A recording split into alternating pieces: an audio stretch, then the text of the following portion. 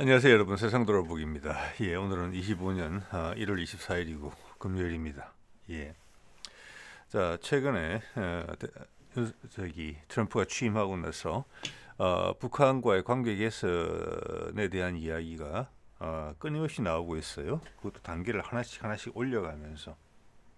네, 어제도 말씀드렸습니다만 트럼프는 되게 여우 같은 구석도 많이 있는 사람입니다.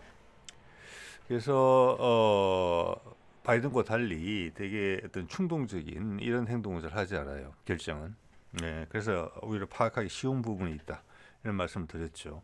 그래서 오늘은 미국의 폭스 TV하고 인터뷰 과정에서 김정을 칭찬을 하면서 연락하겠다. 즉 북미 대화를 진행하겠다 바로. 이런 이야기를 했죠. 또 한 단계 더 올라간 거죠. 엊그제는 북한이 핵 보유국임을 인정했습니다. 자, 이것은 지금 감옥에 있는 구속 상태에 있는 윤석열에게 치명타예요.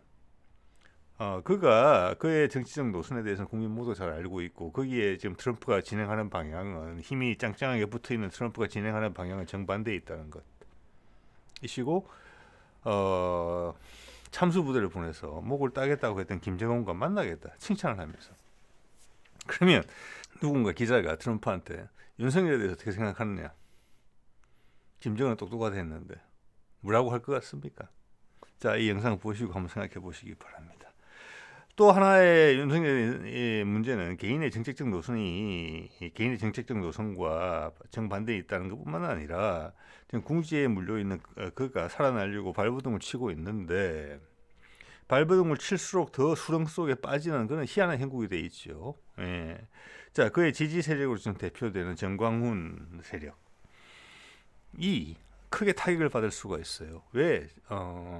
지금 윤석열을 지지하는 세력, 정광훈을 지지하는 세력은 뭐냐? 미국과 윤석열을 동일시하고 있거든요. 북한을 공동의 적, 김정은을 공동의 적으로 삼으면서. 그게 아니다. 하루하루가 다르다. 이것은 곧 전파가 되게 될 것입니다. 자, 그러면 윤석열을 지지할 수 있는 마지막 기반이 무너져요. 디딤돌이 뭉개져요. 탄탄해 보이던 그 지지층이 갑자기 모래 위에 쌓은 성처럼 무너지게 될 것입니다. 나라 전체의 사고가 뒤집어진다. 이에 따라 지금 기독교청의 개신교 청의 혼란도 극으로 달하고 있다. 내부 개혁의 목소리가 크게 나오고 있다. 당연한 거죠. 자, 세상이 진짜로 바뀌려면 사람들이 모르던 사실을 새로 알게 되면서 내가 살고 있는 시대의 흐름과 그것을 맞춰보게 됩니다. 안 맞으면 수정을 하게 돼요. 진로를. 각성을 하게 되죠. 그중 핵심이 뭡니까? 우리 머릿속에 있는 생각, 교회에서 이야기하는, 종교에서 이야기하는 내 영혼이 각성을 하게 되는 겁니다. 자, 그거에 되게 좋은 뭐라고 할까, 리트머스 용지가 지금 이제 개신교의 상황인 것 같아요. 그것을 우리 전 국민한테 확대해 볼 수 있는 그런 사안으로 봐지거든요. 자, 한번 볼게요 오늘. 자, 이런 이야기가 나왔습니다. 대담 과정에서 폭스와 김정은은 똑똑한 사람입니다. 다시 연락하겠느냐? 그러겠습니다. 자, 그것을 YTN에서 이렇게 정리를 했습니다. 김정은은 똑똑한 남자다. 이렇게 표현하기 쉽지 않죠. 이 미국에 대한 입장만큼은 MBC보다 YTN이 훨씬 더 적극적으로 봐지거든요. 그것은 그들의 YTN의 주미 특파원이나 또는 미국 쪽을 관장하는 그 부서에서 훨씬 확신이 있다. 그렇게 보입니다. 말하고 싶은 내용을 차마 다 말하지 못하고 조금 돌려 말하지만 상당히 강하게 이야기한다고 봅니다. 이렇게 평가를 했잖아요. 트럼프의 후한 평가가 지속됐다. 비꼰 게 아니라는 거예요. 이것은 저도 예전에 들은 바가 있고 여러분들 소개드린 바도 있습니다. 트럼프가 이렇게 이야기했죠. 과거에 3번이나 만났기 때문에 직접. 쓸만한 아이디어를 가진 친구다. 이런 식으로 표현한 바가 있었습니다. 트럼프가 절대 자기가 간절히 원하는 부분에 있어서는 절대 오류가 없어요. 이랬다 저랬다가 없습니다. 보면 볼수록. 그래서 기존의 언론이 보도하는 내용하고는 많이 다르다. 자, 트럼프는 두 가지 측면이 있어요. 그가 공화당에는 껍데기를 쓰고 있고 껍데기를 가지고 있고 미국 대중한테 접근해야 되는 부분이기 때문에 그 껍질로서 대응하는 부분이 있어요. 그가 공화당 대통령 후보로 나온 것처럼 그가 독립 후보로 나왔으면 대통령이 되기가 훨씬 어려웠을 겁니다. 못됐을 수도 있고. 자, 그거 하나고. 또 그의 표현을 보면은 미국의 핵심적인 이해관계를 다루는 알맹이가 있어요. 그 껍질 속에 있는 알맹이. 그 두 개의 이야기는 전혀 다릅니다. 그걸 우리가 구분해서 들어야 돼요. 이것은 알맹이에 가까운 이야기입니다. 자, 북미 정상외교 시사 2기 취임 후 첫 대화 의지 천명. 자, 이렇게 계속 언급이 나온 것은 지금은 푸틴보다 언급이 자주 나와요. 김정은에 대한 언급이. 제가 보기에도. 이것은 이게 1번 순위라는 것을 의미하는 것이고 제가 그런 취지의 말씀을 계속 드렸어요. 북한이 중심이고 거기에 푸틴이 딸려온다. 중국이. 그런 취지의 말씀 드렸는데 바로바로 확인합니다. 하루하루가 다릅니다.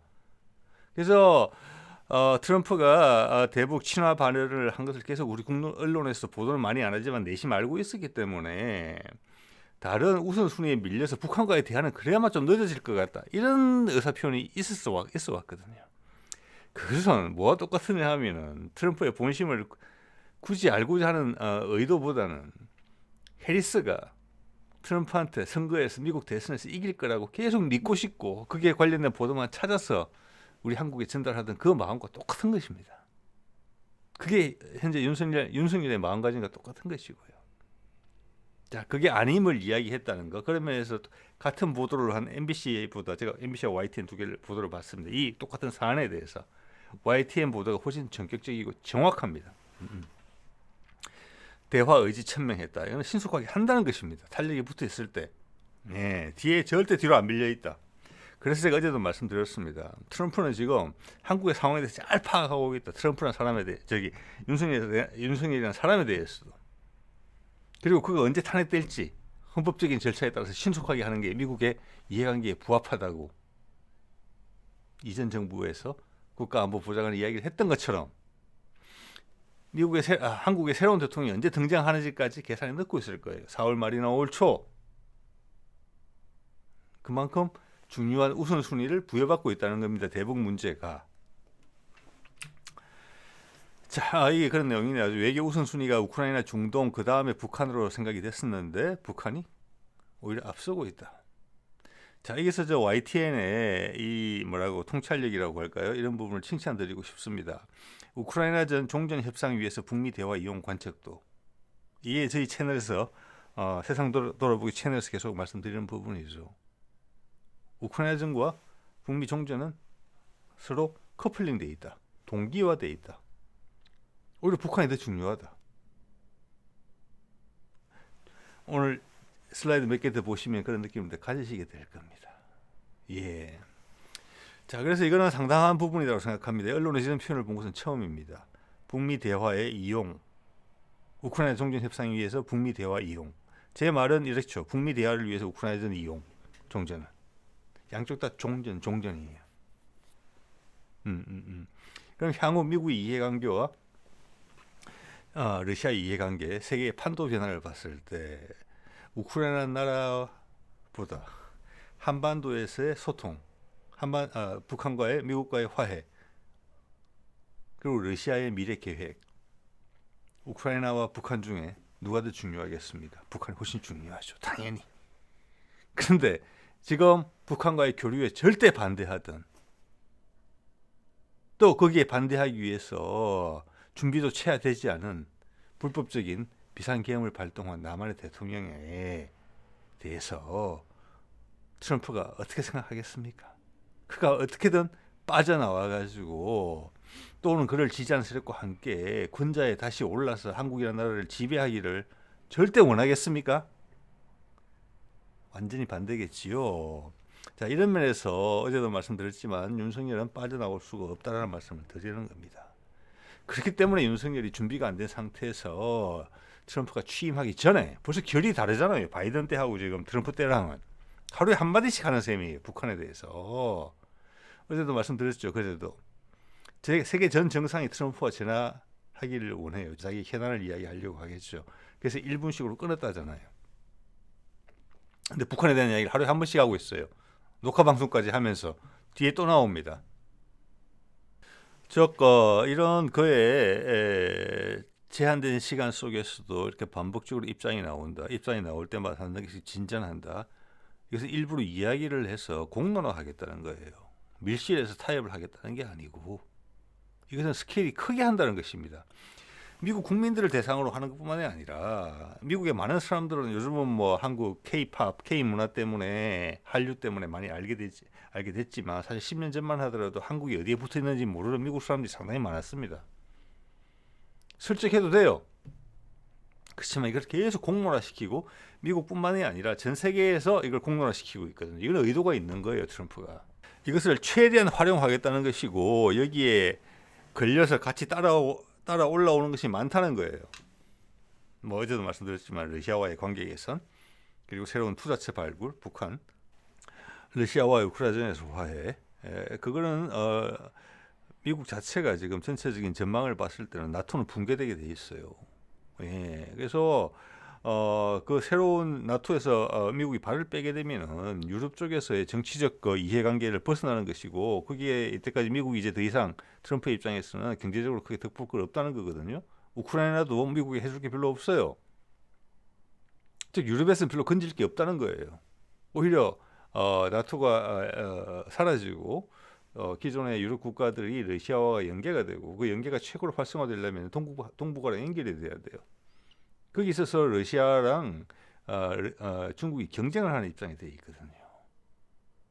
거기서 북한이라는 것을 딱 터줌으로 해서 지금 북한에서는 러시아가 우선권을 획득하고 있잖아요. 중국을 밀어내고 작년의 행보로 인해서 북러 상호방위적을 말씀드리는 겁니다. 그 경로를 택하게 돼요. 물론 중국도 소외되지는 않을 겁니다만은 미국이 어디를 선호하는지는 분명할 것입니다. 유럽의 여러 국가들이 어디를 선호하는지는 분명할 것입니다. 그리고 푸틴의 입장에서도 중국에 많이 배팅을 하는 것보다는 한반도에 배팅을 하는 게 훨씬 안정적이다고 생각하고 그에 대해서 누구도 부인하기는 어려울 거예요. 심지어 중국마저도. 그건 러시아의 결정이니까. 자, 이러면서 넘어가는 거거든요. 거기다가 중국이 아직 자신 없어 하는 새로운 기술 분야. 거기는 일론 머스크가 등장할 것입니다. 북한을 그 실은 기지로 활용할 거예요. 또는 생산 기지로. 그리고 세계적인 정치의 연대의 방식이 바뀌게 돼요. 패권에서 대화로. 거기에 중국이 맞춰 따라오기는 상당히 어려울 거예요. 내부적인 어떤 정치 구조의 경직도가 높기 때문에. 자, 이런 방향으로 갔는데 그게 거의 확실해지는 거죠. 이렇게 보면은. 자, 다보스 포럼의 화상연설에서 이런 이야기를 했어요. 이것도 오늘 발생한 일이에요. 이게 북한과도 관계가 있어요. 트럼프 중너와 비핵화 가능 핵 군축 추진 시사. 이런 게 큰 스케일입니다. 중국이 들어갔다는 게 커요. 여기서. 중국이 들어갔다는 게. 이때까지 바이든 행보하고 전혀 다른 거잖아요. 자, 이것은 글로벌 스케일로 다른 판을 짠다는 거예요. 중국은 정말 긴장해야 될 겁니다. 바이든 때와는 전혀 다른 방식이에요. 그리고 이것은 타이완 정치 지형에도 변화를 주게 될 겁니다. 제가 보기에는. 타이완의 현재 정치 지형은 미국과 중국 간에 타이완을 둔 어떤 군사적 충돌을 전제로 한 그런 위기의식을 전제로 한 정치 지형이 형성되어 있는 거거든요. 왜? 양쪽에서 밀어붙이는 힘이 그거였으니까 이제는 아니라는 거예요. 그래서 타이완에서도 정치 지형이 큰 변화가 생길 수 있다. 저는 감히 그렇게 예상을 해봅니다. 자, 트럼프가 한 말을 볼게요. 이렇게 이야기했습니다.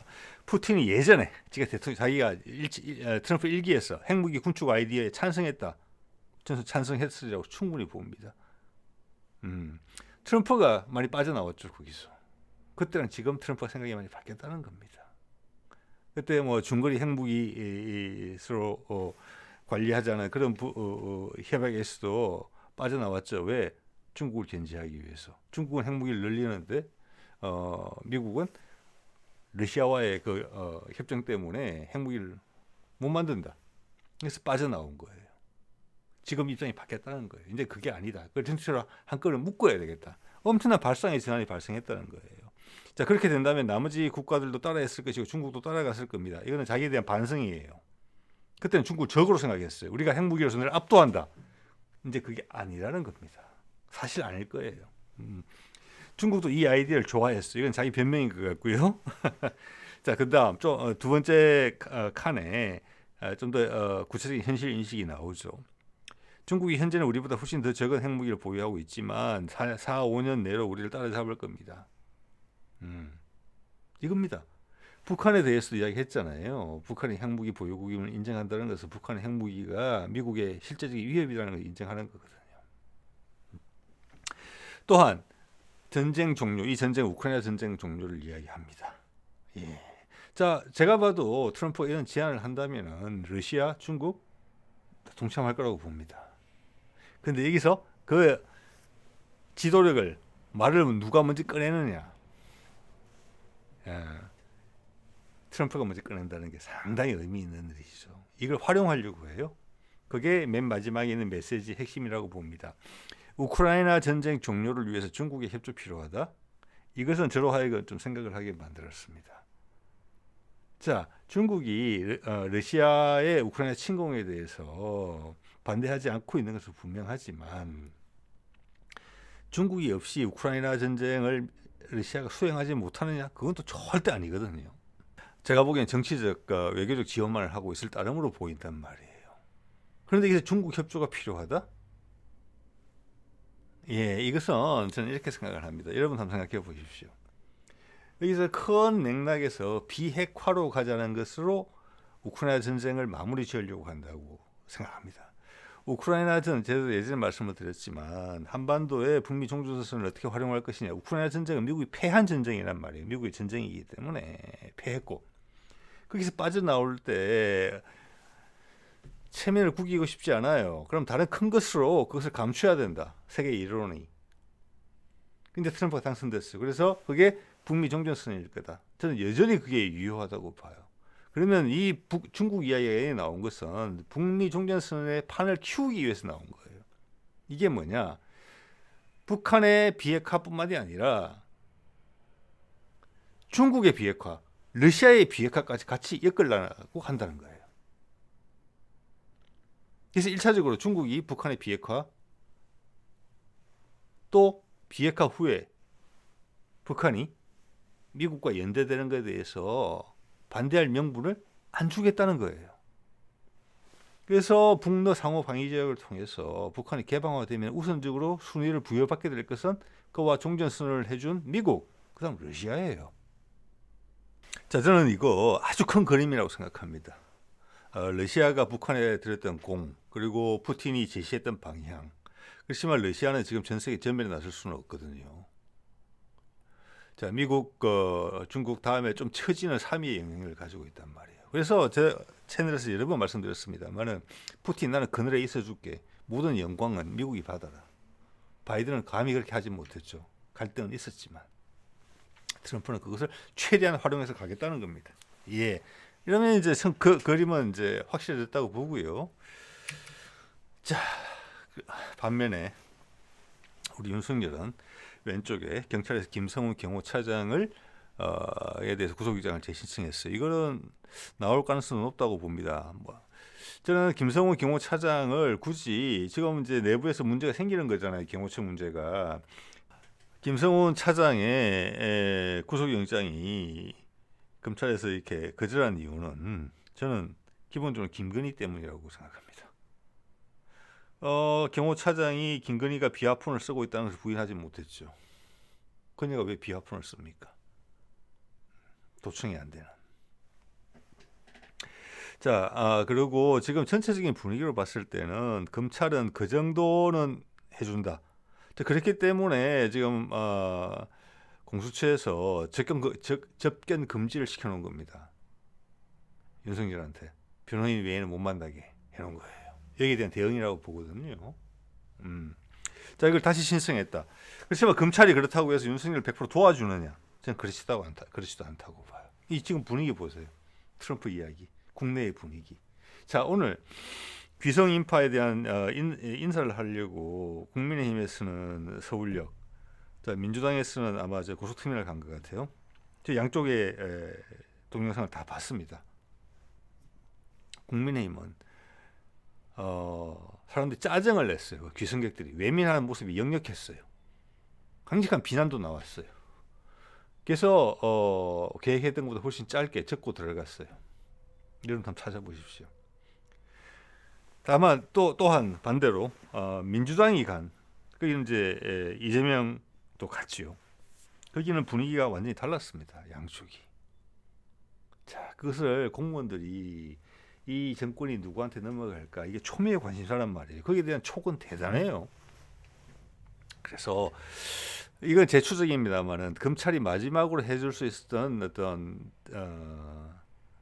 예정을 생각해서 할 수 있었던 부분이 김성훈 경호차장의 구속영장을 발부하지 않은 거라고 봐지지만 이것도 경찰에서 계속 하고 뒷말이 계속 나오는 거잖아요. 경찰청 내부에서 여기에 대해서 다 반대했던 세력들이 김성훈이 구속될 걸로 예상을 하고 그랬던 것인데 그렇지 않으니까 내부적으로 갈등이 크단 말이에요. 경호처장도 아니고 차장이잖아요. 대리가. 그래서 이건 발부 가능성도 좀 있다고 보고 또한 오른쪽에 보시는 것처럼 검찰로 넘어갔잖아요. 어젠가 그젠가 계속 거부해서 윤석열의 구속영장을 2월 6일까지 연장을 요청했다. 그리고 대외 환경은 트럼프가 하루가 다르게 대북 유화 메시지가 아니라 이제는 본격적인 협상 메시지를 던지고 있기 때문에 그의 지지 기반이 무너지게 될 겁니다. 정광훈이 미국에 지금 출장 가서 안 돌아오고 싶은 생각이 들 거라고 봐요, 저는. 그 며칠 새에 그래 된 거예요. 이론이 확 바뀌었잖아요. 내부적으로는 그 법원 서부지법에 대한 어떤 폭동 사건, 습격 사건, 그리고 그 교회 인사의 직접적인 관여. 참. 며칠 만에 이렇게 된 겁니다. 엄청나게 빠른 속도로 바뀌고 있는 거고 우리 국민의 마음도 빠른 속도로 바뀌고 있어요. 바뀐다기보다는 제자리를 잡고 있고 재정리가 되고 있는 거죠. 머릿속에서 정리가 새로. 어떻게 보면 약간 각성하는 부분이죠. 큰일 날 뻔했겠구나. 제대로 해야 되겠구나. 이거죠. 좀 방만하게 했더니 희한한 일이 생기는구나. 그래서 에너지가 재충진되고 있는 과정이에요. 예. 아마 정광훈이 미국 갈 때 분위기랑 미국에서 돌아오는 비행기에서 내릴 때 분위기랑은 한국의 공기가 완전히 다르다고 느낄 겁니다. 그가 촉이 있는 사람이라면. 자, 그래서 자, 이게 제가 제 귀에 들어와 있는 비상계엄을 선포하기 위해서 북한의 도발을 유도하기 위해서 우리 쪽에서 시도했던 일들입니다. 북한의 오물풍선에 대해서 원점 타격을 하라고 국방부가 합참에 요청했지만 합참이 실행에 옮기지 않았다. 거부했다. 그리고 엊그제죠. 추미애 의원 쪽에서 나왔던 제보 서해 5도의 아파치 헬기가 작년에 6차례 7차례 NLL 평소에 훈련 코스와는 경로와는 다르게 북쪽에 아주 접근한 채로 갔다. 거기다가 무장까지 한 채로. 자, 이것은 북한에 대한 위협을 극대화했다는 것입니다. 쏴라 했다는 거예요. 무장까지 했으니까. 북한이 하나라도 격추를 시켰으면 당장 이용했을 것이라고 생각합니다. 그래서 그 조종사들이 제보한 거예요. 지지율이 떨어지니까 우리를 북풍용 미끼로 쓰려고 한다라고. 거부하기 어려운 추정이죠.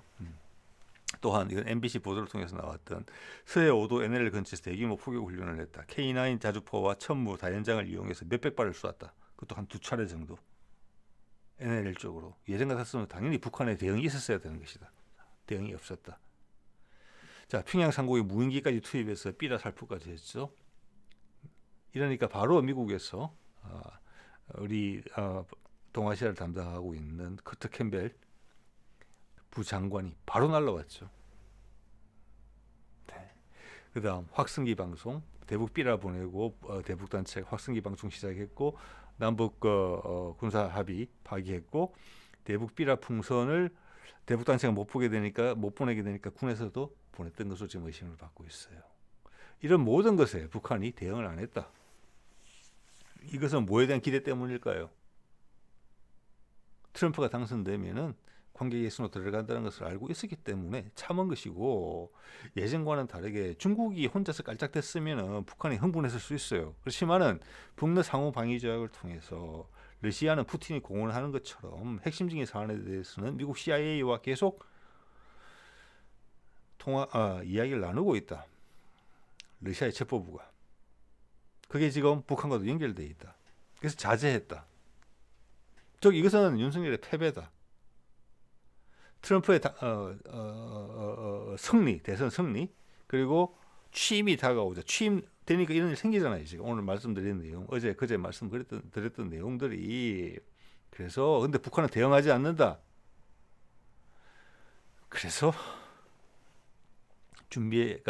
오랫동안 준비를 했지만 요건이 승리되지 않은 상태에서 비상계엄을 했고 주위에서 많이 뜯어 말렸을 것이다. 왜? 오랫동안 계획한 거니까. 여러분들 다 인정하시겠지만. 그래서 엄청나게 많은 사람들이 말렸을 것이고, 또한 그것이 군이 태업으로서 신속하게 움직이지 않았던, 안기부가 강력하게 대응하지 않았던 그 이유일 것이라고 생각합니다. 요건에 안 맞는 계엄령을 공표했기 때문에 거기에 내가 따라 들어가면 나는 전부 다 10중 8구 내란죄를 뒤집어 쓴다는 것을 알았기 때문에 안 움직인 것입니다. 자, 이런 상황을 미국이 세세하게 다 알고 있다고 봤을 때 당연히 그럴 것입니다. 윤석열이 어떤 꼼수를 통해서 지금 헌법적인 절차를 통해서 잘 진행되고 있는데 거기서 희한한 일. 그래서 제가 제주항공 이야기는 항상 어떤 가능성으로서 남겨두고 있는 것입니다. 그 이후로 미국이 훨씬 경각심이 확 올라간 걸 알 수 있었거든요. 블링컨이 바로 날라왔잖아요. 그래서 그런 것은 지금 우리 국민들 이상으로 예의주시하고 있을 것이다. 그리고 민주당과 이야기를 나누고 있다는 저는 느낌이 강하게 들고 있습니다. 이 사안에 대해서. 미국 최선을 다한다는 입장이죠. 그래서 민주당의 수뇌부는 이 사안에 대해서 알고 있다. 그게 그들이 보여주는 어떤 자신감의 한 축이 되기도 한다. 이런 생각이 듭니다. 자, 이제는 개신교 얘기를 좀 해볼게요. 이게 지금 우리가 각성을 한다, 깨우친다, 봄맞이 대청소를 해야 된다, 우리 마음속에서 이런 부분들이 있거든요. 그게 전부 다 우리의 기회 요인이에요. 전 세계에서 이런 경험을 하는 곳은 우리밖에 없어요. 이런 인류사적 변혁기에 이것은 전 세계에서 일어나고 있는 공통적인 상황이거든요. 우리나라에서만 발생하고 있는 게 아니고. 자, 그런데 세상이 바뀌는 그 변곡점의 역할을 좀 한반도가 해줘야 된다는 생각은 갈수록 짙어지거든요. 예전부터 꾸준히 드렸던 말씀입니다만은 우리 선배들도 그런 말씀 많이 하셨지만은 우리는 지금 그 순간에 있잖아요. 그 선배들은 사라지고 없고. 자, 최근 트럼프의 발언을 보면 더더욱 그런 거예요. 그렇기 때문에 우리가 상당히 격렬하고 스파크가 일어나는 그런 활동들이 생기는 것이고 국민들이 각성을 하게 돼요. 그게 모든 일의 핵심입니다. 우리 마음이 바뀌어야 돼요. 자, 그런 면에서 우리 개신교계가 어떤 모습을 보여주느냐는 우리 국민들의 마음이 어떻게 요동치고 있는지를, 어느 방향으로 가고 있는지를 잘 설명해 준다고 봅니다. 자, 이것은 어제도 말씀드렸다시피 이 그림에 보이는 친구가 안에 그 라이터 기름을 뿌린 다음에 라이터로 제 종이에 불을 붙여서 서부지법 법원 안으로 불붙은 종이를 던져서 화재를 유발시키려고 하는 장면입니다. 저때 큰 불이 났을 수도 있어요, 사실은. 왜냐하면 불 붙은 거 확인하고 갔거든요. 이 친구가 지금 잡혔다는 겁니다. 제가 보기에 이런 동영상은 소위 말하는 그 거구 유튜버들이 찍은 영상일 수도 있어요. 이게 지금 우리의 맞닥뜨린 그 모습을 보여주는 거예요. 윤석열도 그렇잖아요. 자기 욕심이 과해서 제 발을 찍는 거잖아요. 제 발등을. 이쪽도 그런 거예요. 똑같아요. 그만큼 급했다는 겁니다. 끝까지 몰렸다는 거죠. 그래서 밖으로 밀려 올려온 거예요. 아마 이들이 다일 거예요. 모든 국민들이 그걸 관측하고 있어요. 여기 나온 세력들이 다예요.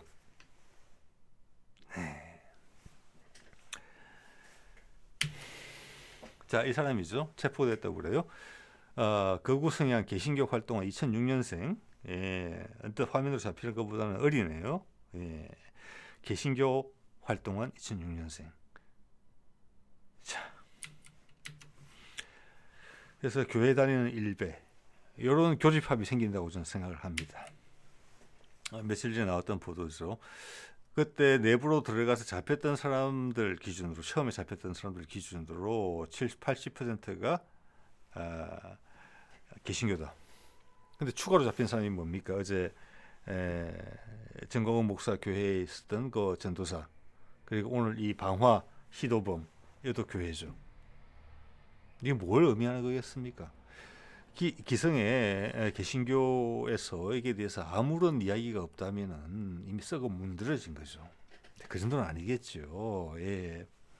자, 오늘 이거 CBS 쪽에 기사들이 이제 날카로운 기사들이 떠요.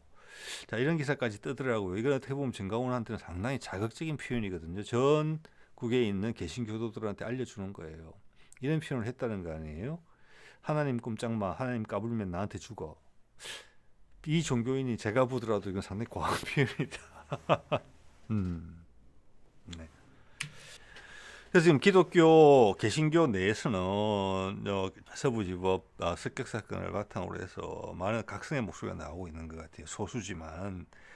자, 이것이 안 나오면 이상한 거고, 이것은 이번 윤석열로 의해 초래된 이 사태로 인해서 기존 윤석열에 대해서 가장 강력한 지지 세력이 지금 개신교 세력이었단 말이에요. 네. 전혀 하느님의 뜻과는 맞지 않다는 것을 아는데 그것도 스스로 마음속으로 이거 이상하네, 좀 애매한데, 갈등이 일어나는 그런 상황이었는데 정광훈 추종자들에 의한 이런 대규모 젊은 개신교 신자들이 주축이 된 그런 습격 사건이 발생하고 보니까 이게 불이 질러진 거예요. 기본적으로 윤석열이 우리 사회에 던진 성냥불이 된 거예요. 그래서 제가 윤석열이 분명히 마중물 역할을 할 것이다라고 말씀드렸죠.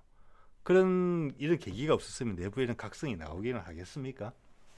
자, 개신교 내에서 이건 아니다라고 생각하는 사람들이 어떤 말을 하는지 잠깐 옮겨드릴게요. CBS에서 나온 이야기입니다. 한국 기독교 교회 협의회라는 조직이에요. 과잉 대표되고 있는 기독교 이미지를 어떻게 하면 좋을까? 즉, 이것은 뭐냐면은 기독교계에서 걱정을 한다는 거예요. 개신교가 개신교는 전부 다 이렇게 생각하나? 이것은 정치적으로 개신교 내부에서 윤석열을 지지하는 분위기가 강하다는 것을 목사가 인정하고 있는 거예요, 지금. 그랬는데 그걸 행동으로 나타났단 말이에요. 그럼 나머지도 저렇게 다 폭도가 아닌가? 정치적으로만 한 표를 찍어주고 성경의 힘으로 그를 지원한, 그를 넘어서 그걸 걱정하는 표현이에요. 그러니까 정치적으로는 우리는, 한국 교회는 윤석열을 지지했다는 것을 인정하는 표현이 여기 들어있어요. 공교회의 소리보다는 어쩌면 시위 현장에서 나타나는 과잉 대표되는 이 소리가 마치 기독교의 소리처럼, 그래서 개독교라는 이름이 어쩌면 우리들에게 별명처럼 따라붙는 것이 부끄럽기도 하고, 이걸 어떻게 하면 좋을까? 네. 자, 이 양반은 지금 한국 기독교 교회 협의회인데, 제가 기독교의 단체들 잘 몰라서 한번 찾아봤습니다. 나무위키 정리가 잘 돼 있더군요. 진보 성향, 중도 성향, 보수 성향, 강경 보수 성향이라고 분류가 되고 있는데, 한국 기독교 교회 협의회는 진보 성향으로 분류가 되고 있어요. 제가 봐서는 현재 개신교 내의 역학 구도를 봤을 때는 소수자라고 봅니다. 그리고 작은 교회들 일 가능성이 높다고 감히 생각을 하고요. 왜 그러냐면은 지금 가장 큰 단체인 한국 기독교 총연합회는 예전에 제가 다룬 바가 있습니다. 여기는 그 기독교 총연합회의 회장이 윤석열이 등장하면서 아마 이 세력을 확보한 것 같고, 뭐 훈장도 받고 엄청나게 잘 나가요. 그리고 그 한국 기독교 총연합회 홈페이지 가서 보면은 윤석열과 한 몸이라는 것을 느낄 수가 있습니다. 여기는 큰 교회들이 아주 많이 있어요. 네. 자, 윤석열한테 승리하라고, 대선에서 이기라고 이렇게 축복기도 한 그 목사들도 여기 출신들이, 여기 소속되는 사람들이 많습니다. 자, 그래서 이 왼쪽으로 갈수록 좀 달라질 것 같은데, 우리가 가장 많이 이름 들어본 게 한기총이잖아요. 한기총. 그래서 상대적 크기는 모르겠습니다만 한기총 1등인 것은 분명하고, 현재의 개신교의 분위기를 봤을 때 이 한국 기독교 교회 협의회는 상당히 작은 쪽이다. 옛날에도 이런 목소리를 냈던 곳이에요. 이제 여기서 편집 풍파가 일어난다. 또 다른 말로 하자면 큰 교회들이 작은 교회들의 도전을 받게 된다. 같은 숫자의 교인을 가지고 그것까지 못 해내면은, 그런 내부 계획까지 못 해내면은 교회 전체의 신자들 숫자가 줄어든다. 자, 이것이 우리 내부에서 우리가 그러니까 기독교 개신교 내가 지금 각성을 하려는 분위기가 있는 거잖아요. 이게 이제 지금 윤석열이 어떻게 되느냐에 따라서 처신이 많이 달라질 겁니다. 윤석열은 거대한 마중물이에요. 자, 우리의 마음도 그렇잖아요. 가운데 우리도 개개인이 다 이제 굳이 우파 좌파로 분류하자면 어떤 때는 우파의 생각을 가졌다가 어떤 좌파의 생각을 가졌다가 왔다리 갔다리 하는 거지 않습니까? 사실은 좌파 우파가 태어날 때부터 어떤 명찰 달고 나오는 거 아니잖아요. 자, 그 틀도 많이 바뀐다. 자, 기본적으로 이해를 하면은 국민의힘은 몰락할 가능성이 크다. 그래서 많은 분들이 이야기하는 것처럼 국민의힘은 거구고 민주당은 우파다. 뭐 일반적인 이야기로. 저는 그런 표현을 별로 좋아하지는 않지만 국민의힘은 지금 된소리를 맡게 돼 있지요. 윤석열과 운명을 같이 할 가능성이 많아요. 이번 대선을 거치면서 스스로 후보를 못 키워내잖아요. 그게 무슨 정당이에요. 그래서 바깥에서 인기 있는 사람들을 영합하는 세력을 끌고 들어와가지고 임시 땜빵으로 권력을 잡고 그 권력을 잡았을 때는 권력의 단물만을 빨 생각을 하지 이걸 영속시켜서 우리나라를 어떻게 바꾸겠다? 후진을 양성하겠다? 이런 게 없는 곳이에요. 자, 이렇기 때문에 한국 기독교 총연합회가 큰 도전을 받게 될 것이다. 네, 우리 국민들의 마음도 아까 정당 구조도 남북 교류가 활성화되고 이렇게 되면은 국민의힘이 몰락할 가능성이 높다고 보고 민주당이 분화될 가능성이 높다. 그 내부에서 갈라진다. 저는 그럴 가능성이 높다고 봅니다. 예. 자, 예수교 장로회에서 이단 대책위원장이라는 사람이 한 말입니다. 뭐라고 했는지 여기 그들의 본심이 드러나요. 일단 먼저 읽어드릴게요. 정치나 이런 거와는 별개로 교회의 순결성을 지키는 것이 제 몫이니까 이 사람이 한 것에 대해서 정광훈 씨가 한 이런 표현은 이단적이라고 하든지 성경적으로 옳지 않다고 해줘야 되거든요. 그래서 이거 아까도 말씀드린 걸 한 번 더 인정하는 거예요. 내부적으로. 나는 정치적으로 윤석열과 가깝다. 그렇지만 정광훈이 하는 행동은 맞지 않다. 그런데 내가 정치적으로 윤석열을 지지하고 있기 때문에 정광훈한테 비판하지 못하고 있다. 이걸 인정하는 거예요. 이건 개신교 전체 분위기가 그렇다는 겁니다. 일부 소수를 빼고는. 자, 이거는 가장 제가 오늘 몇 가지 CBS 기사를 봤는데 그 중에서 가장 들을 만한 소리였다고 봅니다.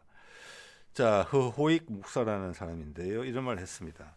목사라면 시대의 징조를 분별하고 무엇이 진리의 길이고 무엇이 거짓의 길인지 인도해야 합니다.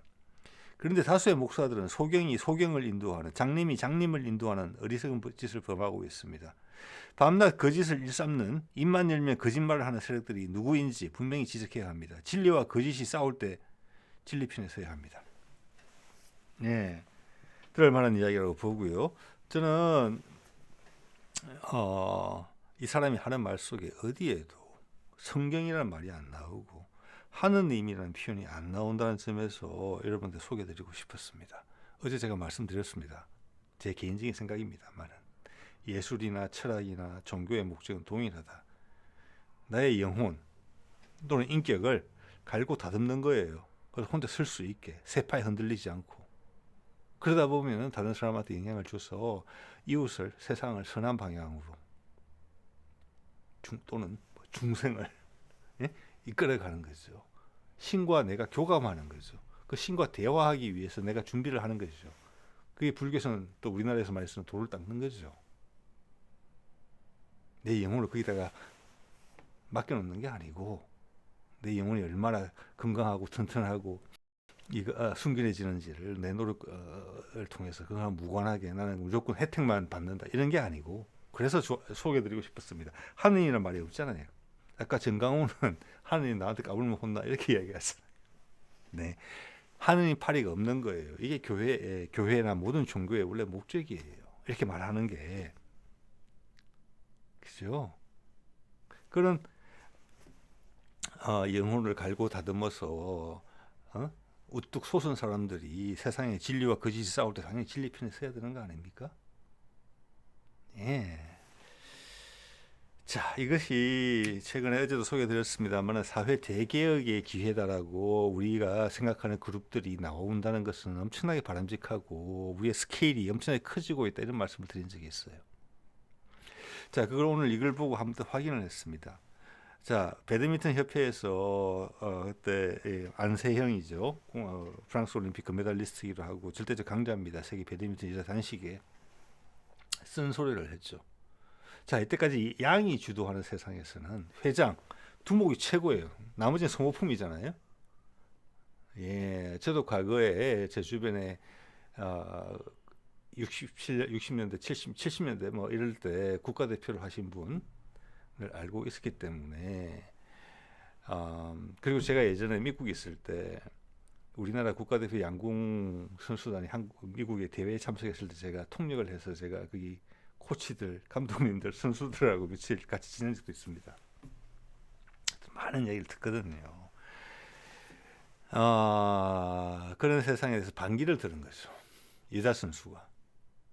그래서 이거는 양과 음의 지금은 공감의 시대예요. 여러분 개개인이 훨씬 소중한 시대고 우리의 판단이 소중한 거예요. 내 영혼을 맡기는 게 아니고 그런 면에서 기독교는 상당히 불리해요. 되게 양과 음으로 구분하자면은 불교는 음에 관련 과 좀 관련이 깊은 종교고 기독교는 상당히 뭐랄까 공격적이에요. 양이에요. 양. 나를 따르라거든요. 나머지는 다 책임질게. 세상이 양에서 음으로 바뀌고 있는 거잖아요. 그죠? 그래서 미국도 이제는 패권이 아니라 여러 가지 강자 중에 한 명이 되겠다는 거잖아요. 자, 그래서 이 기회를 우리 내부에 좋으신 분들은 사회에 대해 변혁의 계기로 삼자. 왜? 세계가 대변혁을 하고 있으니까 우리가 리드가 되고 싶다는 생각을 하는 거예요. 우리가 거기서 튼튼하게 잘 해내면 이 위기를 극복하면서 우리한테 그런 뭐라고 할까 기회가 부여된다는 의미거든요. 어떻게 보면 내부적으로 발로가 세계적인 흐름과 일치된다는 그런 부분이 있어요. 이거 그거라고 봅니다. 결국은 한 선수의 언급으로 인해서 배드민턴 회장이 바뀌었잖아요. 그런 겁니다. 그런 관점에서 봤을 때는 윤석열은 그 양의 나를 따르라 왕조 시대의 그 느낌 그게 마지막 불꽃이었다고 여러분 생각해야 돼요. 그런 면에서도 저는 절대 세상의 흐름을 봤을 때 다른 데서는 전부 다 양에서 음으로 넘어가고 있거든요. 그런데 남성 위주의 일배하고 공격적인 양적인 성격을 많이 가진 개신교의 결합체 그게 선봉에선 정광훈 그가 지지하는 윤석열 그 마지막 불꽃이 한반도에서 태우고 있는 거예요. 이 세상 어디에서보다 상징적이죠. 우리는 그것을 피부로 느끼고 있어요. 가장 각성을 빨리 하게 될 것입니다. 하고 있고 또. 자, 이게 그 하나의 신호라고 봐지고요. 또 하나는 이게 있습니다. 이재명이 어젠가 그젠가 신년 기자회견을 해서 이런 내용이 나왔어요. 제목만 본 겁니다. 탈진영으로 회복과 성장. 탈진영이란 말에 제가 눈이 갔고요. 이것은 국민의힘에서 나오지 않는 이야기예요. 어제도 말씀드렸죠. 미국에 지금 주한 미 대사 대리가 왔을 때 군영세가 한 말이 이랬잖아요. 미국 공화당과 우리 국민의힘은 보수라는 그 공통의 이념을 공유하는 그런 정당으로서 이렇게 말이 나오죠. 제가 그래서 어제 이야기했지 않습니까? 공화당이 보수라고 이야기하지 말라라는 거죠. 그래서 국민의힘과 민주당은 이렇게 차이가 크다. 탈진영. 과연 누가 더 맞느냐? 세상의 흐름을 잘 보고 있느냐? 그 이야기를 드리고 싶은 거예요. 그리고 이런 이야기 했죠. 한국은 세계 문화와 민주주의 일리드가 될 것. 제가 이번 기회를 잘 극복하면 우리한테 기회가 분명히 올 것이다. 세상의 흐름이 끊기는 부분, 변곡점이 한국에서 발생하게 돼 있기 때문에 이제 여러분 많은 분이 동의하실 거예요. 뜬구름 잡는 이야기가 아니라고 생각하실 겁니다. 여기에 얘기는 표현되어 있지 않지만 대변혁기회라는 표현이 있었어요. 그거는 문재인 때부터 나왔던 이야기입니다. 이런 이야기는 국민의힘에서 나오지 않아요. 왜냐? 기존의 틀이 계속 유지되는 걸 원하고 본인은 위에서 빨대를 꽂고 밑에 대중들은 그걸 어느 정도 삶을 살아가면서 있어야 되는 손실이다. 삥 뜯기는 것은. 그걸 당연시하는 체계. 그게 일본의 체계죠. 그래서 우리도 일본의 정치 체계를 따라가고 싶은 것이고 일본은 망하고 있음에도 불구하고 기존 교회가 거기에 한 배를 탔다는 것은 이미 기존 교회가 기득 세력이 됐고 교회를 하는 많은 개신교 신자들이 기득권자라는 거예요. 그걸 이야기해 주고 있어요. 그래서 거기서는 대변혁의 시기란 말이 나오지 않아요. 근데 제가 보기에 세상은 대변혁의 시기가 맞거든요. 자, 이렇게 봤을 때 민주당의 상층부는 미국과 분명히 교감이 있다 라고 저는 생각을 합니다. 자, 오늘 이야기를 통해서 트럼프의 이야기를 통해서 윤석열이 더 어려워졌음을 또 많은 사람들이 느끼게 될 겁니다. 지금 윤석열과 관련된 직접적인 영향을 행사할 수 있는 인사들이 또 한 군데 무게 이동이 일어났을 겁니다. 그것은 계속 더 일어날 가능성이 있어요. 왜냐 지금 트럼프가 해오는 걸 봤을 때 더 구체적인 것들이 나올 것 같거든요. 그 시간이나 뭐 이런 게. 그리고 스케일이 중국까지 포함하는 거잖아요. 전 세계의 비핵화로 가고 있다고 볼 수 있어요. 아니 러시아와 중국과 미국이 그리고 북한이 비핵화하겠다는데 군축하겠다는데 대표로 북한이 나서서 우리는 싹 없앨게. 그럼 파키스탄, 인도 같은 데가 안 따라올 수 있겠습니까? 이스라엘 같은 데가 안 따라올 수 있겠습니까? 다 따라와야지요. 유럽 국가들은 말할 것도 없고 네, 트럼프가 판을 제대로 짜고 있는 것입니다. 자, 오늘 이 정도 말씀드리겠습니다.